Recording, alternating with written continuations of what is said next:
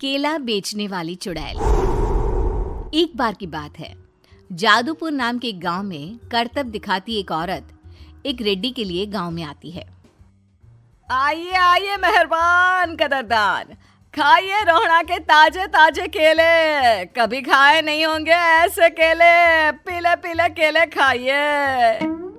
ये कहकर रोहड़ा हाथों में 4 केले लिए उन्हें सर्कल में जोर जोर से हवा में उछालती हुई करतब दिखाती है, जिसे देखकर आसपास के सारे बच्चे अपने अपने मम्मी पापा से उस औरत के पास जाने की जिद करने लग जाते हैं। पापा, ऐसा तो सर्कस में बॉल से होता है ना, ये आंटी तो केले से कर रही है। चलिए ना पापा, देखते हैं। रोहड़ा एक पतली सी तार पर चलती हुई केलों से करतब दिखाती है। आते जाते सभी लोग बाहर रुककर उसके करतब देखते हैं और वाह वाही करते नहीं थकते। जैसे ही एक आदमी पास आकर उसे पैसे देने लग जाता है, तब वो कहती है, अरे नहीं नहीं साहब, मैं करतब तो बच्चों के मन को बहलाने के लिए करती हूँ। धंधा तो मेरा केले का है। पीछे देखो मेरी रिड्डी, जो भी मेरे केले खाएगा मेरी तरह चुस्त दुरुस्त और तंदुरुस्त हो जाएगा। पता चलता है क्या कि मेरी उम्र 55 की है। अरे पर ऐसे ठंड के मौसम में कोई केला क्यों खाएगा? ये ऐसे वैसे केले नहीं है साहब, ये शरीर में गर्मी देते हैं। ठंड को दूर भगाए जो भी रोहिणा के केले खाए। पापा, अगर मुझे केले नहीं मिले तो मैं घर नहीं जाऊंगी।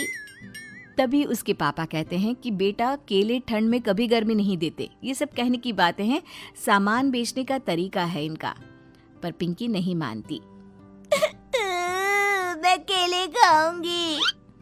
पिंकी की जिद के आगे नत्थू हार जाता है और उसे केले खरीद कर दे देता है। पिंकी खुश होकर केले घर ले आकर खाती है। अब मैं भी करतब करूंगी, कितना मजा आएगा। जादुई केले।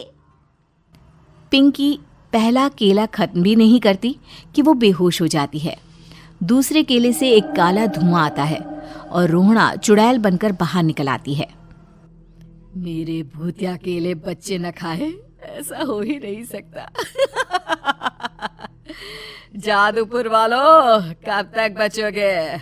आ गई हूं मैं रोहड़ा, जिसका कोई नहीं कर सकता सामना। रोहड़ा पिंकी को गोद में उठाकर काले धुएं में कहीं गायब हो जाती है।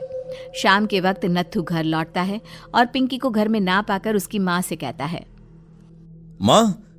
माँ पिंकी कहाँ है? अरे बेटा, उसे तो तू सुबह करतब दिखाने ले गया था ना, फिर कहाँ वापस आए तुम दोनों? मुझे लगा तू उसे अपने साथ मंडी ले गया होगा। हे भगवान, मेरी बच्ची कहाँ गई? मैं उसे घर ही तो छोड़कर गया था माँ।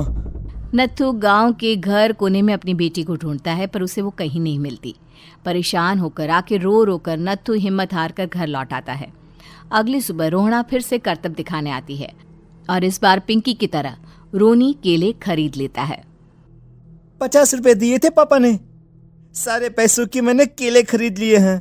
अब मैं भी आंटी की तरह ही करतबबाज बन जाऊंगा। यही सोचते हुए रोनी केले खाता है और पहला अकेला केला आधा खत्म भी नहीं करता कि चुड़ैल उसके सामने आ जाती है। मेरे साथ चलने का समय आ गया है रोनी।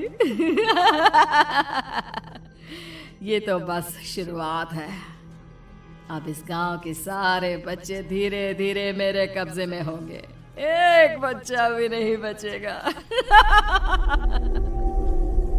ये कहकर रोना रोनी को गोद में लेकर काले धुएं में अदृश्य हो जाती है।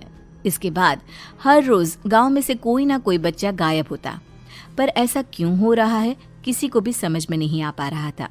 रोज की तरह अपनी बेटी पिंकी की तलाश में नत्थू गांव के एक तालाब के पास बैठा रो रहा था। कहाँ गई मेरी पिंकी? शकुंतला के जाने के बाद एक वही तो मेरा सहारा थी। अरे उसकी आत्मा कोस रही होगी मुझे कि मैं अपनी बच्ची को संभाल भी नहीं पाया। नत्थू ये कहता हुआ रो ही रहा था कि तभी तालाब में से उसे शकुंतला की आवाज सुनाई देती है। कहाँ थी तुम शकुंतला? हमारी बच्ची और सारे गायब हुए बच्चे रोहड़ा के कब्जे में हैं। वो बच्चों को जो केले देती है उससे बच्चे बेहोश हो जाते हैं और उसके कब्जे में आ जाते हैं और वो उन्हें ले जाकर काली दुनिया में ले जाती है। पर वो ऐसा क्यों कर रही है? ये मैं नहीं जानती, पर उस दुनिया का रास्ता मैं आपको बता सकती हूँ। जहां ये नदी खत्म होती है वहां एक केले का पेड़ है, उसके नीचे एक दरवाजा है, वहीं से रास्ता जाता है उस दुनिया का। ये कहकर शकुंतला की आत्मा गायब हो जाती है।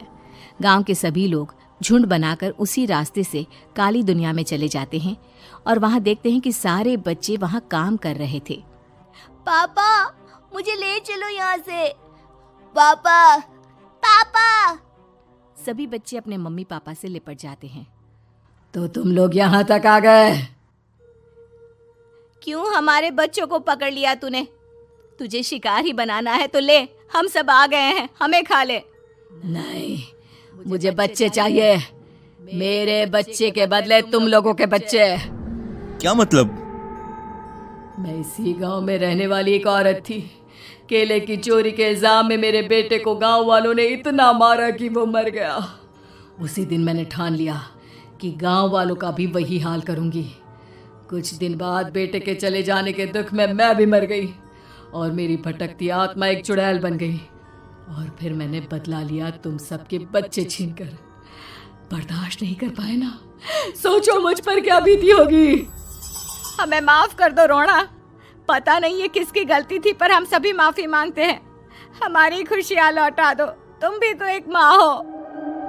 गांव वालों की बात सुनकर रोना का मन पिघल जाता है और वो बच्चों को छोड़ देती है। उसके बाद काली दुनिया बच्चों के लिए जादुई दुनिया बन जाती है। अब कोई भी कभी भी वहां आ जा सकता था।